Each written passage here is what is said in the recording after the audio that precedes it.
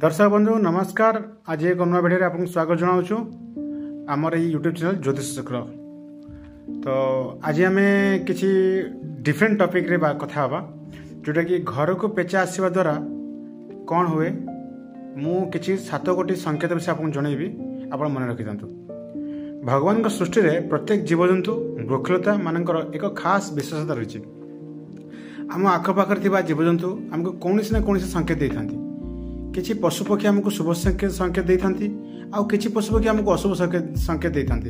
जेपरी गछ पत्र सुखीगले अशुभ संकेत मिलता है एवं गछ पत्र सबुजमय रही शुभ संकेत मिलता है। आज आम आपको पेचा संबंधी किसी खास कथा कहवाक जाचु।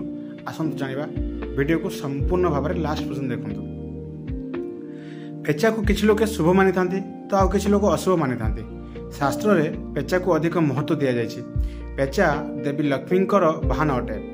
पेचा देखा सुंदर होता है किंतु तार आखि बड़ और भयंकर देखा जाए।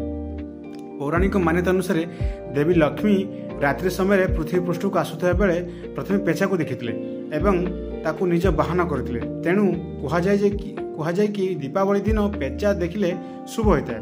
आसतु पेचा संबंधी शुभ अशुभ घटना विषय जाना। कहुए कि गर्भवती महिला पेचा देखिले शुभ होता है। कौन बेमार व्यक्ति को पेचा स्पर्श कले रोगी बड़ रोग भल हो जाए। जदि आप कौन जरूरी कार्यपाई बाहर को जाऊा समय पेचा देखुंट ताहले आपंकर कार्य निश्चित भाव में सफल हेबो। जदि पेचा आपंकर आखिरे आखि मिसाई देखुची कि बुझी जातु कि अचानक आपन को धन लाभ होबार संभावना रही। कहुए कि जदि पेचा बाम पट को देखुथिबो ताहले शुभ होता है। जदि पेचा डाहाण पट को देखुथिबो ताहले अशुभ होता है। जदि पेचा कौन घर उपर बसी थाए ताहले सेही घर खूब शीघ्र बर्बाद हो जाए। जदि घर छात उपर बसी कौन व्यक्ति देखती ताहले सेही घर कौन सदस्य को मृत्यु होवार संभावना रही है।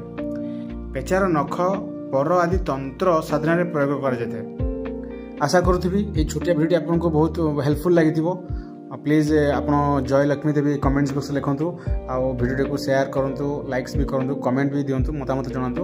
आउ वीडियो को सब्सक्राइब करेंगे, बेल आइकन को भी दबाइबे ताकि आमर ये जो डेली जो वीडियो अपलोड्स होची आपन पाखु केमती सर्वप्रथम पहुँचो तार बाटा खोली। भूलिए सब्सक्राइब करेंगे।